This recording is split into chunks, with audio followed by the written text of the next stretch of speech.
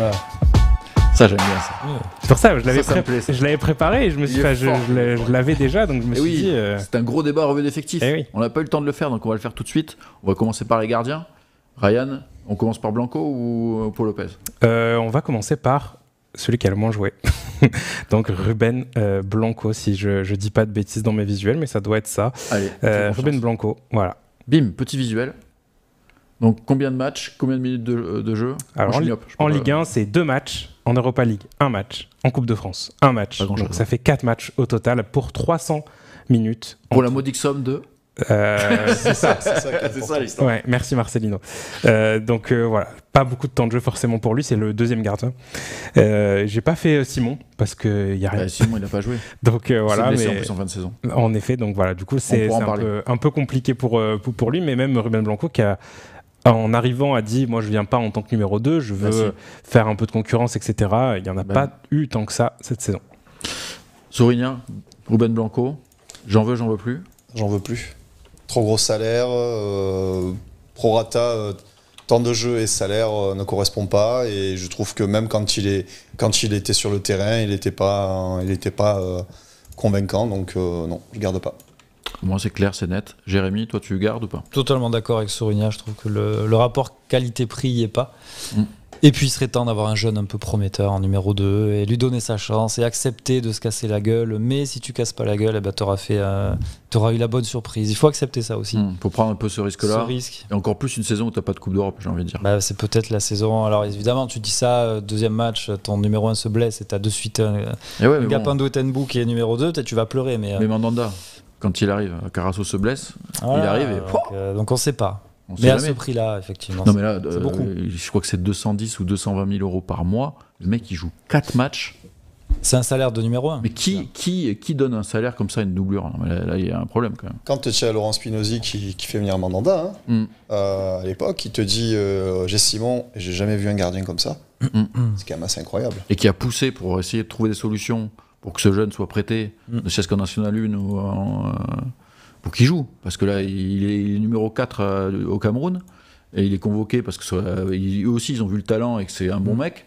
Et non, le mec il a pas une minute, il n'existe pas. Il y a un problème, il faut le prêter, il faut trouver un truc là. Longoria et McCourt nous ont parlé de peut-être trouver un club filial, mais il faut vite le faire parce qu'il y a des joueurs comme ça, tu les perds, enfin pas lui. Mais le club filial, remarque, c'est un peu... Le club filial, ça pourrait être Villarreal en tout cas pour Blanco. Il y a des rumeurs. Marcelino pourrait finalement remonter dans notre estime. Et oui. Contre toute attente. Et récupérer notre ami Ruben Blanco. Et Ismail Assar aussi, il y a eu des rumeurs à un moment. Donc. On se le souhaite en tout cas. On peut prendre Ndiaye aussi. Un package. On lui fait un package, un prix de groupe. Allez, Ruben Blanco, je pense que c'est unanime. Ryan, toi c'est pareil? Oui, pareil. Écoute, on va pas forcément. Comme ça, c'est pour avoir l'unanimité du plateau. Ça aurait été marrant que tu dises pas du tout. Non, pas du tout. Attendez, moi, comment on fait Lopez et je le mets numéro 1. Comment on fait en Coupe de France? Je vais vous le prouver. Partez espagnol. J'aurais bien aimé trouver un super argument, mais non, il n'y a pas de super argument. On va passer à Paul Lopez. On va passer à Paul Lopez. Il y aura peut-être un peu plus de choses à dire, un peu plus de débat. Un peu plus clivant. Paul Lopez, lui, a beaucoup plus joué, forcément. Beaucoup plus joué, 33 matchs de Ligue 1, 13 en Europa League, un seul en Coupe de France. De toute façon, il n'y a pas eu beaucoup de matchs cette saison. Belle performance en Coupe de France. Oui, en vrai, en plus, il fait une belle... à Rennes, il fait une belle série de... Ah oui, 16 de pénalty, donc c'était pas mal. Total de matchs, du coup, 47 cette saison, donc ça, c'est assez énorme, un des joueurs les plus utilisés, forcément, par les coachs. Vice-capitaine. Ouais, j'allais dire par Gasset, mais bon, il n'y a pas que lui. Il y a eu beaucoup de coachs. Ligue 1, 2940 minutes en Europa League, 1200 du coup les 13 matchs, quasiment au total. Coupe de France, 90 minutes, un seul match au complet par contre. Et donc ça fait 4350 minutes. Donc un gros total. Un gros titulaire, un joueur important. Jérémy, tu t'en veux plus? Moi j'en veux. J'en veux, il m'a jamais ébloui, mais il m'a pas non plus déçu au point de me dire il faut qu'il s'en aille. Je suis pas sûr qu'on trouve mieux, ça vaut cher, un gardien fiable avec autant d'expérience. Je trouve que 2 années à l'OM, ça met du plomb dans la tête. Je suis en train de me dire de plus en plus que sa 3e année peut être la meilleure des 3. Il n'est pas arrivé dans un contexte facile, il fallait remplacer la légende pour certains Mandanda, donc forcément tu t'exposes à des critiques que tu n'aurais pas dans d'autres clubs. Je sais pas, c'est un bon professionnel, c'est quelqu'un qui en a dans la tête. Il a pu me décevoir un tout petit peu, pas assez pour que je dise au revoir. Donc, moi, je Ok, le garde. c'est intéressant. Souris. Ouais, ben, je suis un peu partagé en fait entre le sentiment du mec qui est une personne visiblement exceptionnelle, hein, puisqu'on Oui, voit qu'il est c'est très un- proche des gens, il est très ouvert quand il parle, lorsqu'il a d'ailleurs évoqué ses problèmes de dépression. Très humble. On voit quelqu'un voilà, de très humble, qui parle bien français aussi, on voit un mec totalement intégré, donc ce mec-là, ça se voit que c'est un mec bien. Maintenant, l'autre truc, c'est qu'il a fait aussi pas mal d'erreurs. Il m'a pas convaincu non plus tout au long de la saison, d'ailleurs sur ces 2 saisons. Hein. Et donc je me dis, est-ce que j'ai envie qu'il reste parce que c'est un bon mec ou parce que c'est un bon gardien? Je sais pas, tu vois, je suis un peu partagé. Donc je pense qu'il y a des joueurs qui sont plus à même à venir garder les cages de l'OM, avec peut-être plus d'explosivité, plus de, même tout simplement plus de talent. C'est tout. Ce qui manque à Paul Lopez, malheureusement, c'est peut-être un peu de talent. Voilà. Mais il y a des défauts, mais il a aussi des qualités. Voilà, et si la question, bon, allez, juste parce que je trouve que c'est un bon mec et parce qu'à l'OM, on a besoin d'avoir des mecs aussi qui sont comme lui et qui en plus assument des responsabilités quand cette année, tous les joueurs ont fui leurs responsabilités, ben rien que pour ça, j'aimerais qu'il reste. Dites-nous dans le chat, j'en veux plus, ça nous intéresse. Dans le chat ou en commentaire cette vidéo, si vous regardez en replay. Paul Lopez, super mec, ça. Je pense qu'il n'y a rien à dire là-dessus. Je veux dire, si on avait que des mecs comme ça dans le football, tout le monde se porterait mieux. En termes de gardien, c'était un truc intéressant, parce que c'est Spinozzi qui a parlé plusieurs fois de ça, c'est sur le profil. Gardien pas très explosif. Et il disait, on a souvent eu des gardiens explosifs à Marseille. Et peut-être qu'en termes de profil, c'est peut-être un gardien qui convient pas totalement au style du club. Je trouve cet argument plutôt intéressant. Après, Paul Lopez, il a des qualités. Il est quand même pas mauvais non plus sur sa ligne. Je le trouve un peu léger sur certaines sorties aériennes, alors qu'il est grand. Là, c'est peut-être un des défauts. Le pied, il n'est pas dégueulasse non plus. C'est un gardien correct. Moi, je trouve qu'il a été un peu trop cartonné, surtout à l'époque de Mandanda, où on lui a un peu trop tapé dessus parce qu'il y avait la comparaison, etc. Aujourd'hui, c'est pas le meilleur gardien de Ligue 1, mais c'est pas le pire. Et dans une année sans Coupe d'Europe, est-ce que la priorité, c'est d'aller sortir un gros chèque sur un gardien? Je suis un peu comme toi, Jérémy. Je me dis que c'est peut-être pas la priorité. Après, si tu as une offre qui arrive et que tu peux choper un gardien intéressant, je suis pas contre non plus, tu vois. Mais je pense que ça va être difficile. Et il y a tellement de postes à changer avant celui-là. C'est ça. Dire, t'as raison. Donc la priorité, c'est plutôt d'essayer de retrouver un club à sa doublure pour récupérer un peu de salaire. Quoi. À part Aubameyang qui savent mettre des buts, ça serait bien aussi. C'est ça. Tu vois, les gars, il n'y a pas qu'un mec qui marque des buts. C'est ça. Un peu mieux. Donc, un petit mot sur Simon, on en a parlé vite fait, mais Simon qui a pas joué, qui est 3e gardien, qui fait des allers-retours entre la réserve nationale 3 et 3e gardien. Comme tu le disais, tous les joueurs, même les spécialistes du poste qui l'ont vu à l'entraînement disent que c'est un mec qui est pétri de talent. Le talent, ça fait pas tout, parce qu'on en a vu d'autres des pétris de talent qui n'arrivent pas au monde pro.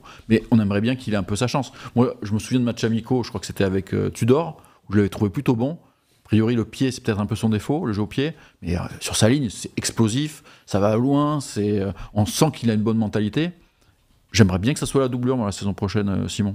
Toi, tu es d'accord là-dessus, Jérémy, ou pas? Tout à l'heure, j'ai dit que oui, donc je vais pas me dédire. Sauf que, deuxième match, Lopez se pète la rotule, on fait la saison avec.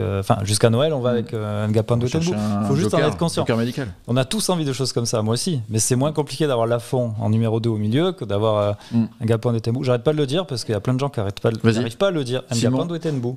Voilà, donc rien je peux encore le dire, et j'adore le dire.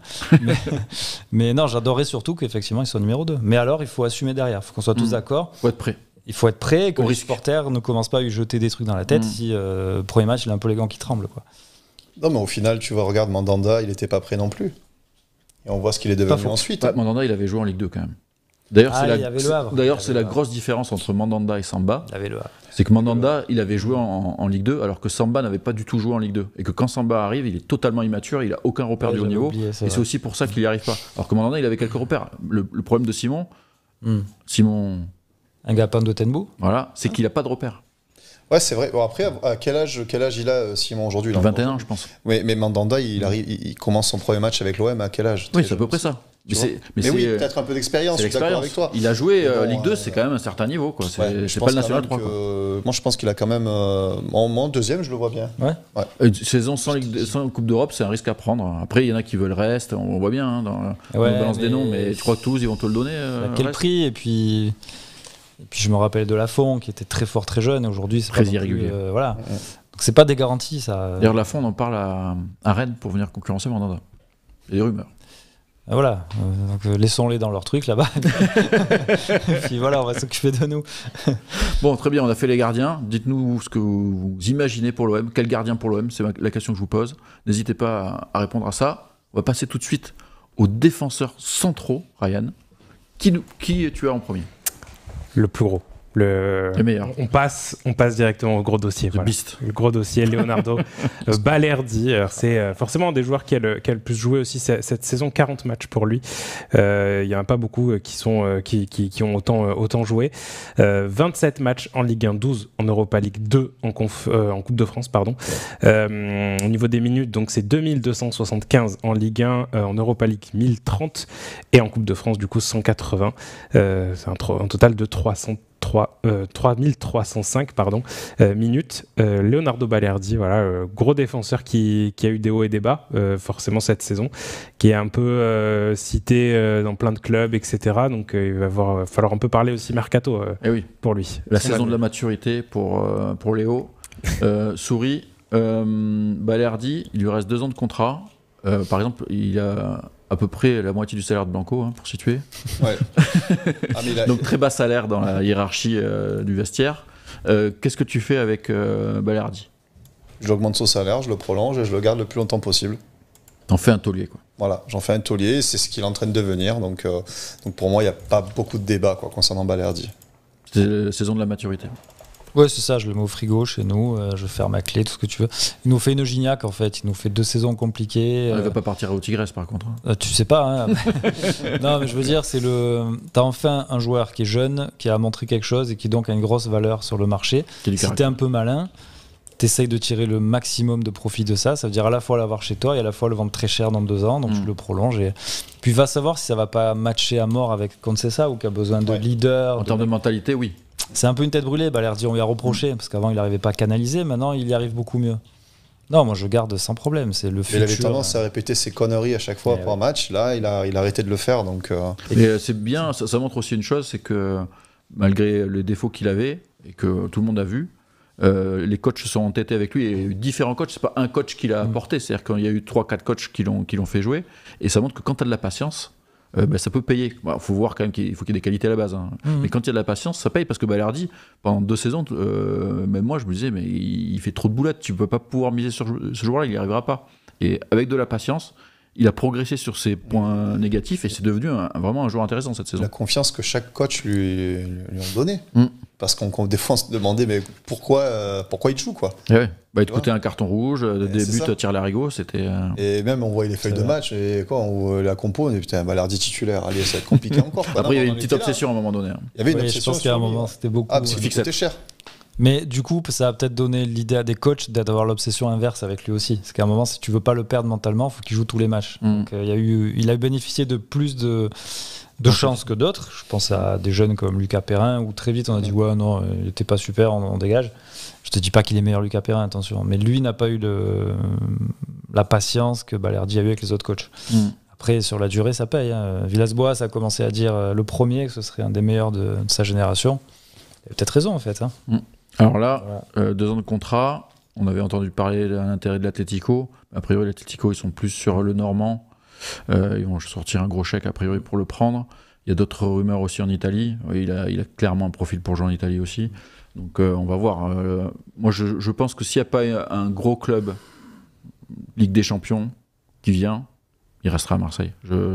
On sent que le joueur est bien aussi ici et que la mentalité du public lui va très bien. Les Argentins, ils s'y retrouvent à Marseille. Donc, ça lui plaît. Ouais. Moi, je pense que c'est ça. Comme tu le disais, il va falloir quand même l'augmenter parce que là, il ne peut pas rester dans la hiérarchie. C'est aussi les salaires dans les vestiaires. Il peut être aussi bas, il n'est même pas dans le top 10 et être un des meilleurs de la saison, même si la saison a été compliquée. Il va falloir que le club, a priori, ça discute. Hein, mais bon, on verra jusqu'où ça va. Ryan, qu'est-ce que tu nous proposes maintenant ? Là, vous avez le choix, mais non, allez, on va passer à un autre gros dossier, quelqu'un de clivant aussi un petit peu qu'on aime pour sa hargne, mais qu'on aime un peu moins en tant que footballeur parfois, Samuel Gigot. 21 matchs en Ligue 1 pour lui, 8 en Europa League 2 en Coupe de France.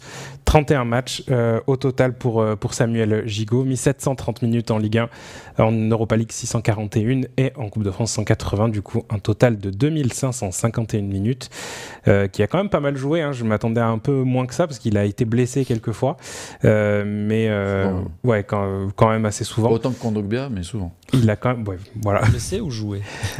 Pas autant blessé ou pas autant joué? C'est vrai. On verra quand on fera les milieux.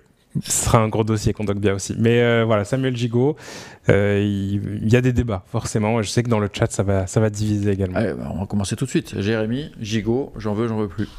Là, je vais un peu... Tout à l'heure, Sourigna a dit Paolo Lopez, j'adore la personne, mais j'ai plus de mal avec les performances. Là, je suis un peu dans ce cas avec Gigot. J'adore la mentalité. J'adore, c'est un mec du cru. Quand il marque un but, il va s'accrocher au virage sud. Enfin, il est tout ce que j'aime dans le foot que moi j'ai connu quand j'étais ado. C'est un mec des années 90, Gigot. Et je pense que ce serait un super défenseur dans les années 90 parce qu'on leur demandait pas de faire des sorties de balle, etc. Mais malheureusement, si tu veux vraiment prendre un nouveau souffle, il faut faire des sacrifices des mecs que t'aimes bien. Donc, après, ça peut être un bon remplaçant. Alors voilà, soit tu le prends en remplaçant, il peut faire grandir des mecs un peu, je sais pas, comme Meïté, etc., dans la mentalité, tout ce que tu veux. Mais après, pour lui, peut-être c'est intéressant de jouer aussi, parce que lui aussi s'est révélé sur le tard. Il a peut-être envie de jouer tout simplement, être titulaire. Donc je garde pas, mais vraiment contre cœur, ça fait de la peine. Souris. Est-ce que ça te fait de la peine ou pas? Non, on se rejoint, mais en fait, Gigot, pour moi, c'est le mec qui a apporté un petit peu ce mental à l'équipe, qui n'en avait pas cette saison. Lui, c'est vraiment le mec qui a su insuffler un petit peu un esprit combatif lorsqu'il était sur le terrain. Et je pense que il avait le brassard parfois. Quand tu voyais que Kondogbia avait le brassard, tu te dis mais qu'est-ce que tu attends, mec, pour un petit peu montrer du caractère sur le terrain? Lui savait le faire. Donc ce rôle lui va parfaitement. Maintenant, on va parler football.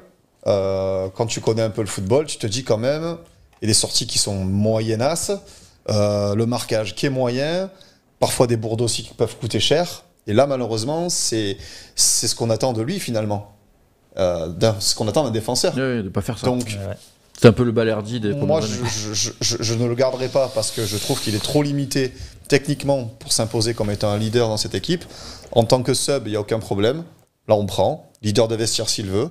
Mais pour moi, c'est pas un titulaire en puissance et de très loin. Après, on parlait tout à l'heure du côté sanguin de Conceição par rapport à Balerdi.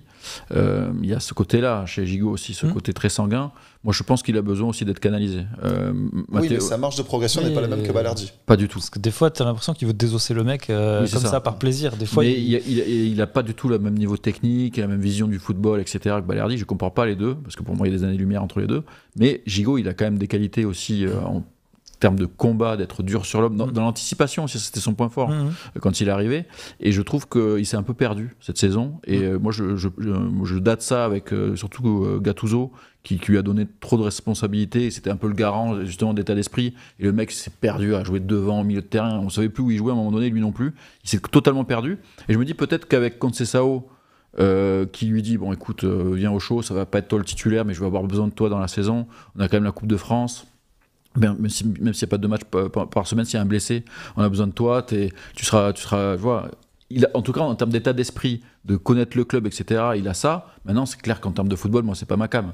C'est du Alvaro, quoi. Très bon état d'esprit, mais quand tu as les boîtes à chaussures à la place des pieds, déjà, moi, les relances en touche, tu tues les gars bien, ça m'intéresse pas trop, tu vois.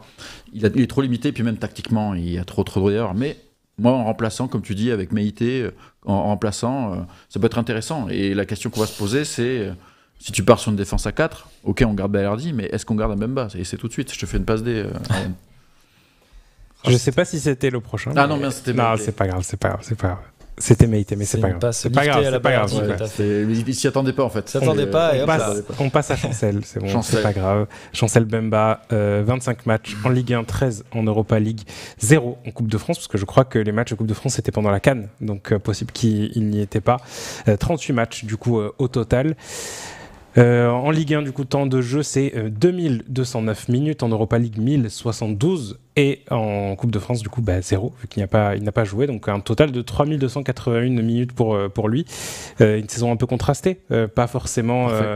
c'est le mot que j'aurais utilisé. Ouais, c'est contrasté. Pas forcément au niveau de ce qu'il avait proposé la saison dernière, avec un système de jeu aussi un peu différent. Mais toujours une valeur un peu sûre quand même de cette équipe. On rappelle aussi, surtout, il a plus qu'un an de contrat. Donc ça peut jouer sur le choix. Sourinia, Mbemba, j'en veux plus. Même dans une saison contrastée, il reste un de nos meilleurs défenseurs. Oui. Donc moi j'en voudrais toujours. Maintenant, c'est vrai que je trouve que la fin de saison elle a été très compliquée pour lui parce qu'il a été même à l'origine de plusieurs buts qu'on a pris. Enfin, on sentait qu'il était plus dedans. Mais il était cramé, non? Ouais, il y a ça. Et puis moi ça m'inquiète quand même. Ça m'inquiète parce que je trouvais qu'il était même comme une impression qu'il n'était plus aussi concerné.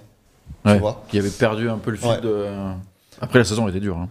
La saison a été éprouvante. Mais je pense que Mbemba, il a fait partie des rares satisfactions quand même quand il était sur le terrain, même si, encore une fois, il a eu des bourdes. Mais lui, contrairement à Gigot, on peut lui pardonner un peu plus parce que derrière, il est beaucoup plus décisif. Donc, oui, non, moi, je le garde Mbemba. Techniquement, c'est quand même un autre monde.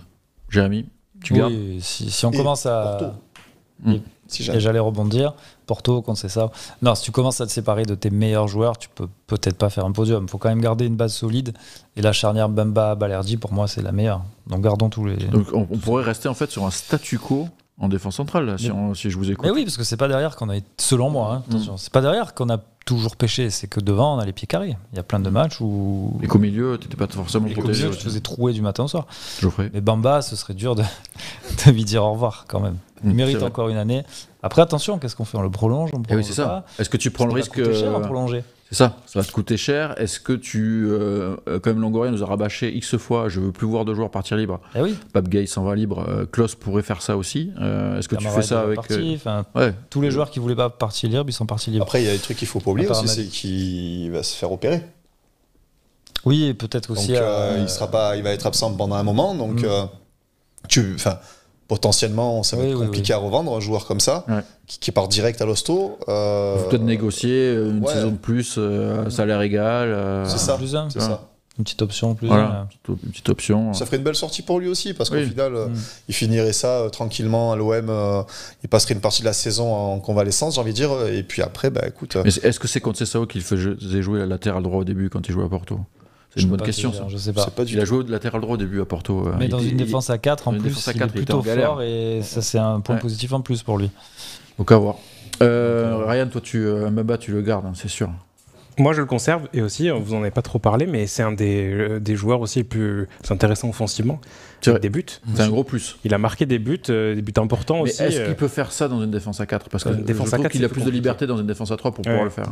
C'est plus compliqué forcément, mais à voir avec le coach. Mais je suis persuadé que si c'est contre Sessao, ça va être un argument aussi pour lui de dire je l'installe, il sera là et bon tu pars un peu quand même à la guerre. Est-ce qu'il n'y a pas Brassier qui va arriver là? On nous a pas parlé de Brassier de Brest. Ça on en a parlé, et à contre Sessao qu'il voulait à Porto.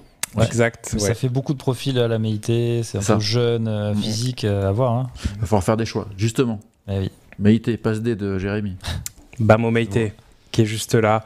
Meïté, pas beaucoup de temps de jeu, blessure malheureusement qui l'a éloigné des dommage, terrains. il montait en puissance. Exactement. Il avait profité justement du départ de Bemba à la CAN pour pouvoir un petit peu apporter. Et il l'avait très très bien fait. Donc en Ligue 1, c'est 18 matchs, mais avec 776 minutes. Donc c'est pas énorme. En Europa League, 7 matchs, 303 minutes. En Coupe de France, 2 matchs, 180 minutes. Total de 27 matchs pour lui et 1259 minutes jouées. Bamo Meïté, un joueur qui est arrivé donc de Lorient en échange d'Isaac Touré. On s'attendait plutôt à ce genre de saison, de toute façon pour lui, avec pas beaucoup de temps de jeu, un joueur qui venait pour la rotation, qui commençait à monter en puissance et qui malheureusement a été stoppé en plein essor par cette blessure. Moi j'étais agréablement surpris par Meïté. Je trouve que c'est un joueur qui a des échos qu'on avait eu aussi, c'est un joueur qui est extrêmement bosseur. Ouais. Voilà, des échos qu'on a eu à Marseille. Ouais, et voilà, qui travaille aussi à côté du club pour être au niveau physiquement et on l'a vu, c'est un monstre physique. C'est un mec sérieux qui veut réussir. Jérémy, Bamo Meïté, profil parfait pour être un bon remplaçant. Arrête de vouloir m'influencer, voyons. Non, si, je suis totalement d'accord. Tu peux dire non. Tu peux dire non, je suis d'accord. En vrai, non, je suis d'accord avec tout ce qu'a dit Ryan et tout ce que tu viens de dire et sans doute ce que dira Sourigna, parce qu'on a à peu près les mêmes sensibilités footballistiques quand même. C'est un gars en devenir, lui. Il faut le garder, bon état d'esprit. Après, c'est quelle place tu lui donnes? Ce serait frustrant que, vu qu'il n'y a plus beaucoup de matchs cette année, c'est ça qui va être un problème cette année. Et en plus, on parle de Lilian Brassier. Alors, est-ce que Brassier, c'est pas pour être latéral gauche? Enfin, bon, je pense que Brassier, c'est surtout s'il y a un départ. Ouais, mais on est beaucoup en fait. Vu qu'on veut pas lâcher Mbemba, on veut pas lâcher Balerdi, on veut pas lâcher Mité. Gigot se fait de la peine, mais du coup, voilà, c'est peut-être que. Ouais, Gigot, mais il faut peut-être renouveler un minimum, tu vois. Mais ouais. Moi, je le garde. Voilà, tu me poses la question, je le garde. Il y a un vrai potentiel, très bon état d'esprit. Il est revenu de sa blessure un peu en avance, en plus, si j'ai pas de bêtises. Donc ça... D'ailleurs, il a joué un peu trop tôt à mon goût. Il était pas prêt. Oui, je pense que Gasset voulait lui faire plaisir, le récompenser. Ouais, la meilleure idée du siècle.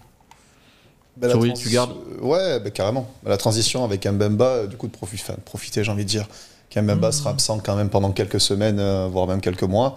Avoir un bas mobilité, c'est rassurant, quoi, parce que c'est un mec qui a une marge de progression aussi énorme. Profil physique très impressionnant. Ouais, physique impressionnant, un mec qui en plus qui est droit dans ses jambes, quoi. Tu le vois.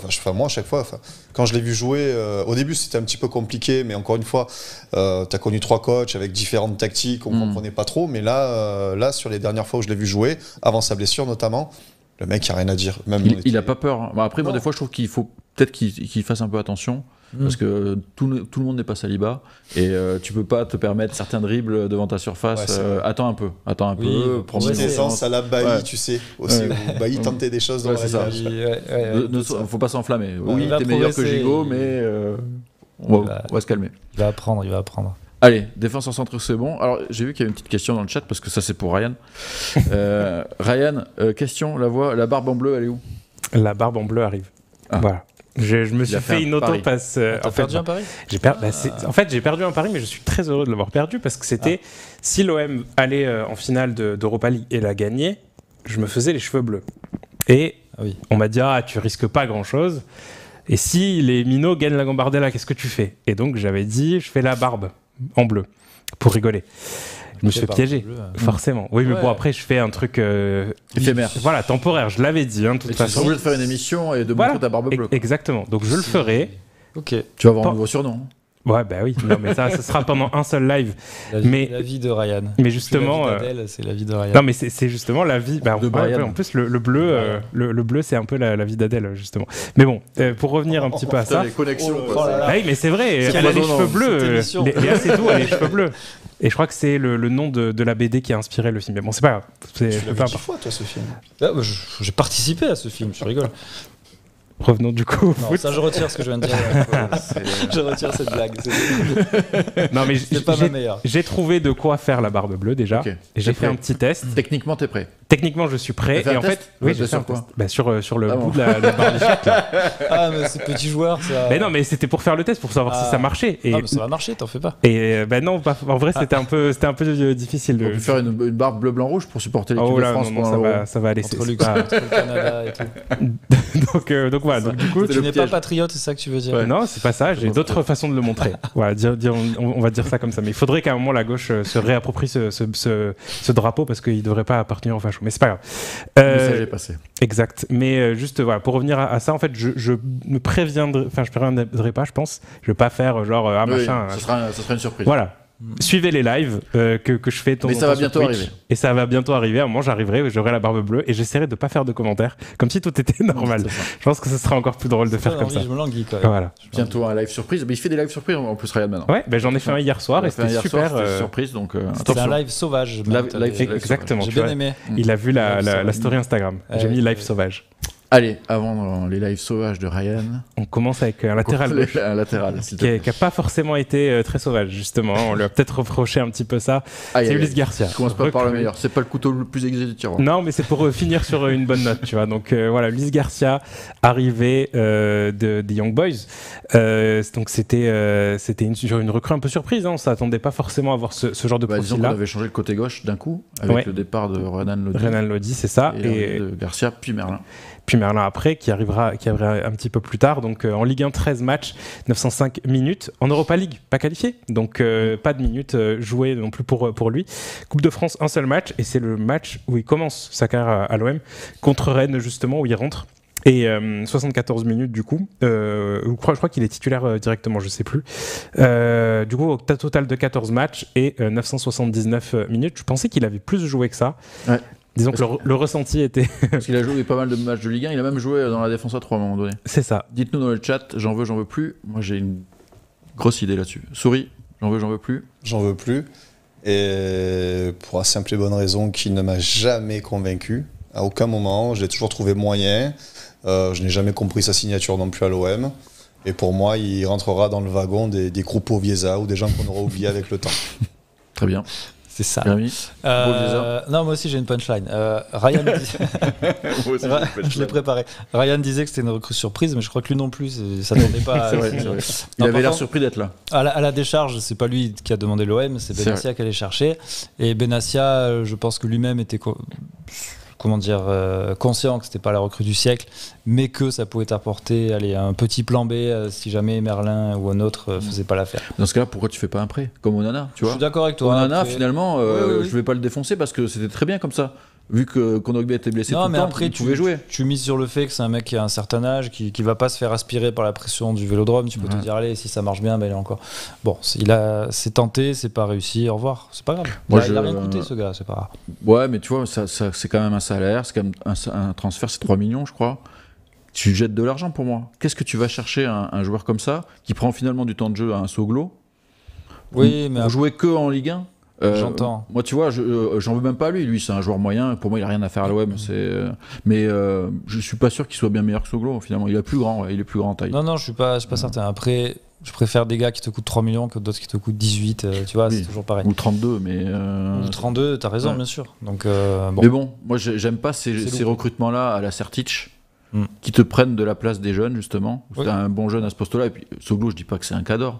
Mais Soglo, quand il a joué, je ne l'ai pas trouvé mauvais. Oui, il aurait pu grandir. Et j'aurais préféré que lui joue ces matchs-là plutôt que Ulysse Garcia que tu as payé, qui doit avoir 5 fois, 6 fois le salaire de Soglo. Encore une fois, moi je ne comprends pas ces choix-là. Je suis d'accord. Mais c'est pas de sa faute. Moi je n'en veux pas à lui. C'est un joueur moyen, c'est pas de sa faute. Lui, c'est une opportunité qu'il ne pouvait pas refuser. C'est vraiment très très très moyen. Ça, c'est vrai qu'aucune différence balle au pied, c'est assez fade. Mais même en Ligue 1, tu vois, je ne verrais même pas un club de Ligue 1 vouloir le récupérer. C'est très fade. Très intéressant.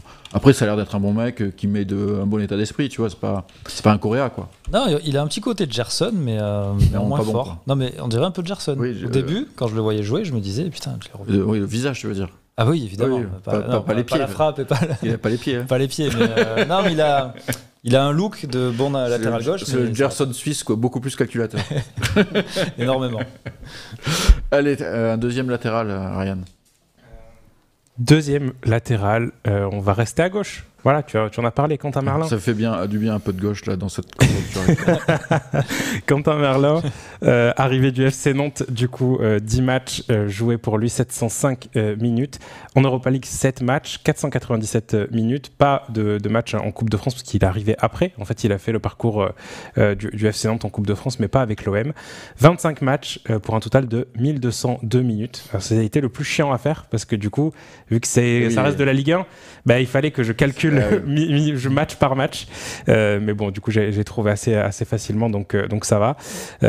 Joueur qui est arrivé pour un montant avoisinant les 10 millions à peu près. Un peu plus, je crois. Non, oui, à peu près, c'est 12, je crois, mais voilà, pas je sais plus exactement. Voilà, il y a du bonus et tout ça, donc on ne sait pas exactement. Il nous vend toujours les joueurs chers quand même. Toujours. Sur 40 ans, il y a 10 clauses, ça lui fait ça, lui, il aime bien faire ça. Incroyable. Donc voilà, du coup, pour l'OM, arrivé de Quentin Merlin, je crois que j'ai fait une petite faute d'ailleurs, j'ai écrit Kenitn. Ah oui, tiens. J'avais pas capté sur le coup, mais voilà. Quentin Merlin. Donc désolé. Alors, monsieur Merlin, qu'est-ce que tu en penses? Il t'a convaincu, j'ai l'impression. Il m'a pas soulevé. Non, mais j'aime le profil parce qu'il a un potentiel, il est jeune, il a l'air sympa, il se bat. Mais pour l'instant, sur le terrain, il m'a pas. Voilà. 6 premiers mois mitigés, quoi. Voilà. Mais après, c'est aussi le temps d'adaptation, donc oui, je le garde. Après, il faut qu'il fasse une bonne année maintenant. Mais est-ce que du coup, tu prends, si on arrive à trouver un bon de sortie à exfiltrer Ulysse Garcia, est-ce que tu prends un mec pour venir le concurrencer ou ouais, je prends est-ce qu'il faut qu'il y ait un mec qui le pique un peu plus que Ulysse Garcia aussi? T'as tout à fait raison. Je pense qu'il faut pas un Garcia parce que du coup il est dans son confort. Tout le monde a vu que Garcia ne prendrait pas sa place. Il faut mais bon, ça vaut cher quoi. Un jeune latéral gauche qui peut concurrencer. International espoir. Et il fait même pas les JO. Souris. Quentin Merlin, convaincu ou pas? Convaincu. Pour moi, j'ai été même hyper déçu. Je m'attendais à un joueur justement qui allait profiter de cette aubaine d'être à l'Olympique de Marseille pour montrer un petit peu l'étendue de ses talents, sauf que je le trouve lent. Je trouve qu'il n'est pas souvent très très bien placé. Ses centres, c'est presque quasi inexistant, à part si je me trompe, mais je n'arrive pas à être emballé par ce joueur. Et pareil, il y a eu des moments où il m'a vraiment énervé aussi sur certains matchs. Donc, sur le banc, peut-être, parce qu'il a coûté cher et que tu te dis que, allez, pourquoi pas, peut-être que demain, avec un nouveau coach, peut-être qu'il va y avoir un nouvel élan. Mais honnêtement, j'essaie de gratter les fonds de tiroir pour trouver des bonnes raisons de ne pas dire non, quoi. Mais c'est vrai que je pense que Quentin Merlin, c'est un peu l'illustration de. Tu le vois jouer à Nantes, tu te dis, il est pas mal ce joueur quand même. Il arrive à Marseille, il fait ouf. Ouais. Et c'est là, tu vois, le gap. Après, moi, je vais lui laisser, comme tu disais, le truc, il a joué que 6 mois, il a même pas fait une saison complète.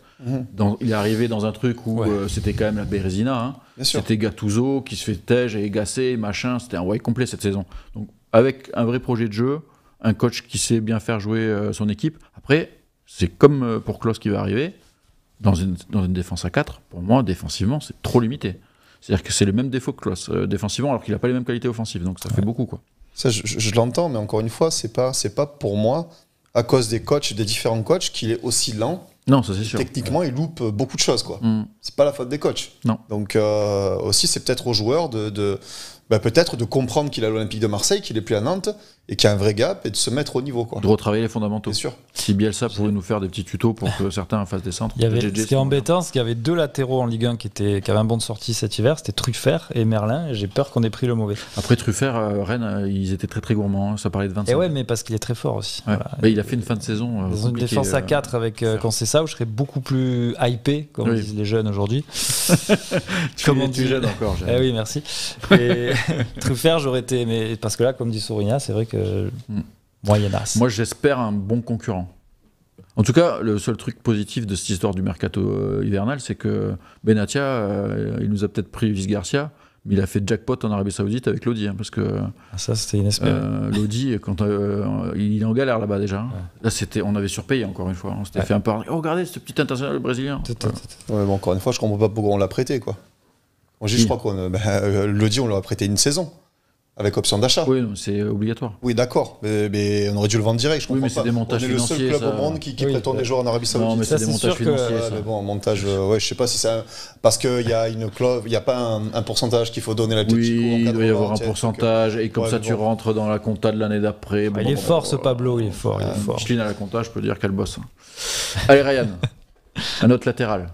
Il en reste 2. Il va y avoir de moins en moins de suspense quand même. Hein. Amir Murillo. D'ailleurs, j'ai une question là-dessus. De quoi, sur Murillo? Ah bon? Je t'ai envoyé une question. Tu l'as pas vu, mais elle est indirecte. C'est à demande. Ah bah vas-y alors. On parle pas assez de l'état des joueurs carjackés. Il était dans les. Ah non, pas du tout. Il n'y était pas. C'est pour ça. C'était Onana, Faris Moumbagna et Meïté. Ah, c'était Meïté, bien sûr. Après, c'est pas du tout un carjacking. Maintenant que je fais plus l'OM, je fais les faits divers. Ah voilà. Mais je peux pas le dire ce que c'est. Mais c'est pas du tout. C'est une tentative de meurtre. C'est pas du tout un carjacking, par contre. Parce qu'il y a eu des coups de feu. Oui, mais c'est la Provence qui disait une tentative de carjacking. Non, ils se sont rétractés derrière, mais je pense qu'ils peuvent avoir peur de ce qui s'est passé. Oui, parce qu'il y a eu des coups de feu tirés quand même. Ah oui, c'est pas anodin, quoi. On en a pas beaucoup parlé bizarrement quand même, parce que c'était en fin de saison en fait. C'était au retour du match face au Havre, en fait, c'était la nuit. Parce que la saison était finie. Non, parce qu'aussi, au début, tout le monde a dit carjacking, et après, ça s'est rétracté, mais personne n'a trop voulu rentrer dans les détails. Ça s'est passé à Marseille ? Oui, dans le 12e. Aux portes de la commanderie, dans la sortie des jeunes, qui est plus accessible au grand public aujourd'hui. Donc voilà, le club n'a pas voulu trop en parler, la préfecture de police n'a pas voulu trop en parler, mais c'est pas vraiment carjacking. Ah bah oui, mais moi j'aurais eu peur de ce qui s'est passé ce soir-là, donc c'est pas impossible aussi que ces joueurs-là se disent ok, vous savez quoi. On peut en parler, effectivement, qu'il y avait des doutes par rapport. Après, je veux pas lancer une rumeur à la con, c'est pas ce qu'il dit Murillo, mais. Non, mais c'était pas Murillo en plus. Non, c'est pas Murillo. C'était Meïté, Onana et Moumbagna. Oui, je veux pas lancer ça. Non, bien sûr. Non, mais il y avait des rumeurs qui disaient que Moumbagna, du coup, il se posait des questions sur son avenir quand même. C'est ça. Voilà, moi, je veux rien dire sur ça parce que j'en sais rien. En tout cas, ce qui s'est passé, c'était assez chaud. Quand il y a des coups de feu tirés, ça a été dit par la Provence quand même. C'est chaud. Là, c'est pas juste. Déjà, tu te fais braquer chez toi, c'est chaud. Tu te fais braquer la voiture, c'est chaud. Mais quand les mecs ils tirent en plus. Au moins que tu sois Kolasinac et que tu peux Voilà. C'est là où. La super vidéo de Kolasinac avec Ozil. C'est là où. Non, mais là, c'est erreur fatale. À Marseille, t'as besoin de Kola pour gérer la sécurité. C'est fou ça. C'est la base, quoi. T'as Kola, c'est fini, il n'y a plus d'histoire. Non, c'est terrible en tout cas. Gros soutien du lycée, tu sais. On peut en tout cas apporter un peu de soutien aux 3 joueurs parce que c'est vrai que ça a dû être compliqué. Et du coup, la question allait dans ce sens-là, comme tu le disais, c'est vrai qu'on n'en parle pas beaucoup, mais comme il dit, c'est un peu étouffé. C'est ça. Mais mentalement, ça a dû être très compliqué pour eux et on peut comprendre en tout cas qu'il y ait des velléités de départ. Ça peut se comprendre. Une interrogation en tout cas sur la sécurité. Quoi. Ouais, de se dire bon. Après, il n'y a aucun lien quand même que je fasse pas planer des conneries. Il n'y a aucun lien avec l'OM. Hein. Non, bien sûr. C'est pas un truc quand j'ai dit c'est un peu touchy. L'OM, il n'y a pour rien là-dedans. Parce que c'était violent. Non, l'histoire aussi. Les réseaux, je connais. Ça peut aller très vite. Donc Murillo, qui est arrivé un peu comme Luis Garcia. Sur la pointe des pieds. C'est vrai. Sauf que lui, c'était une bonne pioche. Exactement. Contrairement à Luis Garcia. Il est arrivé l'été dernier, par contre, pas cet hiver, mais pas beaucoup joué, enfin un faible temps de jeu déjà parce que. Et avec une sale réputation en Belgique en plus. Sale réputation en Belgique, mais un peu mieux en Amérique centrale. Et au Panama, ça va. Latéral droit, qui a un petit peu joué de temps en temps un peu à gauche, si je dis pas de bêtises. Qui a joué à gauche et qui a même joué dans la défense à 3. Il a joué aussi dans la défense à 3. Pénurie. Ouais, exactement. 16 matchs pour lui en Ligue 1, 995 minutes. 995 minutes, c'est ça. En Europa League, 7 matchs, 279 minutes. En Coupe de France, il a joué les 2 matchs avec 106 minutes.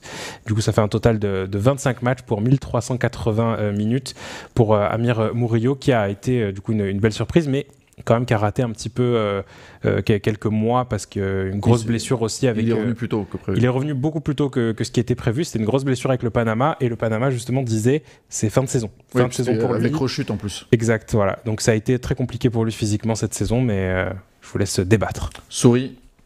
En doublure, je pense c'est bien, non ? En doublure, c'est bien, c'est ce que j'allais dire. Mais après, moi, un joueur qui m'a apporté certaines satisfactions, je trouve, malgré le contexte. Et puis les blessures, tout ça. Donc, je suis toujours dans l'incompréhension pourquoi c'est pas lui qui tire les coups francs, quoi. Mais bon, après. Mais non, il vaut mieux les laisser tirer à Luis Garcia. Ouais, voilà, par exemple. mais sinon, non, un joueur qui. Je vais pas être dithyrambique, hein, parce que y a pas de raison de l'être, hein, mais en tout cas, je trouve que en sub, lui mérite largement de rester en tout cas dans le bon état d'esprit en plus. Ouais. Jérémy, pareil, sub, tu gardes 100%. Ouais, numéro 2 parfait pour une année où tu dois repartir de l'avant. Il y a un seul match où je l'ai trouvé mauvais, c'est quand il a joué latéral gauche. Ouais. Sinon, chaque fois que je l'ai vu soit central, soit défenseur droit, je l'ai trouvé bon. Donc je le garde en numéro 2, bon état d'esprit, voilà. Le premier match qu'il joue, je crois que c'est latéral gauche, il avait été plutôt bon. Et le truc c'est que... Mais je parlais d'un autre. Oui, il commence à gauche. Il y a Pierre Gerbeau qui suit la Colombie et toute l'Amérique du Sud et centrale qui nous disait, au Panama, il est fort et il est très offensif. C'est vraiment un latéral piston ultra offensif. Et là, il a quand même joué dans la défense à 3, alors que c'est vraiment pas sa spécialité, mais vu qu'il est grand, il a quand même cette capacité et qu'il a envie aussi. Ça, je pense, parce que défensivement... c'est pas Klose, mais c'est pas loin, quoi. C'est pas non plus la sécurité sociale, mais il a beaucoup d'envie. Il met beaucoup de hargne dans ce qu'il fait. Et il compense un peu ses erreurs de placement par ça. Parce que la fin de saison, il a fait quelques erreurs de placement où il a oublié quelques joueurs. Je sais plus quel match où le mec passe dans son dos, il s'arrête complètement de jouer. C'est là que tu sens que c'est quand même pas non plus son point ultra fort, la défense. On a quand même un problème de niveau de défense sur les côtés. Et j'ai pas envie de donner raison à Deschamps qui met des défenseurs centraux dans les couloirs, quoi. Mais peut-être qu'il faut mieux former les latéraux, quoi. Mais je pense qu'aujourd'hui, dans le foot moderne, ça y est, là je fais le mec un peu qui parle de foot, les latéraux font beaucoup d'allers-retours et forcément ils ont moins la lucidité sur le marquage. Et souvent, tu vois des latéraux qui laissent leur mec partir un moment dans le match, c'est pas parce qu'ils sont plus là dans leur tête, ils récupèrent. Est-ce que je suis d'accord avec ça. Il y a un côté, parce qu'on demande énormément un latéral dans le football moderne, mais j'ai l'impression qu'il y a aussi une question de formation. Maintenant, j'ai l'impression que le latéral, on est tellement focus sur le côté passe-D offensif qu'on oublie de leur expliquer comment tu peux fermer, couvrir, deuxième poteau, le placement, l'agressivité. Tu perds un peu la notion de défenseur. C'est un défenseur latéral à la base. Comme était Amoros, voilà, c'est ça. Tu passais pas Amoros, quoi. C'était Lizarazu à l'époque. T'es d'accord avec ça, Souris ? Ah oui, non, mais complètement. Mais après, voilà, pour revenir sur ce débat encore une fois, mais est-ce qu'on garde ou pas ? Ouais. Mais le duo Klose-Murillo, vous gardez alors? Je sais pas si je garde aussi Klose, mais en tout cas, si jamais Murillo ne donne pas satisfaction, parce que comme tu l'as dit, finalement, ce sera que sa 2e année à l'OM, c'est peut-être aussi, on l'a vu trop beau, peut-être. Il y a quand même Mbemba qui peut se décaler à droite. C'est Donc vrai. en fait, je suis pas trop inquiet côté droit. Non, puis en plus, Murillo, on n'entendait rien. C'est ça. Donc, C'était une bonne surprise. Alors que Ulysse, on n'attendait rien, on a quand même été déçus. Oui, Voilà, exactement. c'est vrai, t'as raison. Allez, Ryan, on finit avec Klose. On en a déjà parlé tout à l'heure, rumeurs de départ, etc. On va aller un peu plus vite sur lui, tu vas quand même nous donner un peu les stats. Il a été un peu blessé aussi, il a été décrié, on a vu Benatia le flinguer un peu avec son pote Nasri.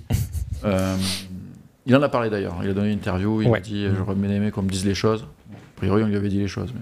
Ça a été compliqué, vraiment une saison mouvementée comme tu l'as dit, mais quand même 41 matchs pour lui, toutes compétitions confondues, donc c'est quand même pas si mal. C'est un des meilleurs joueurs de l'effectif.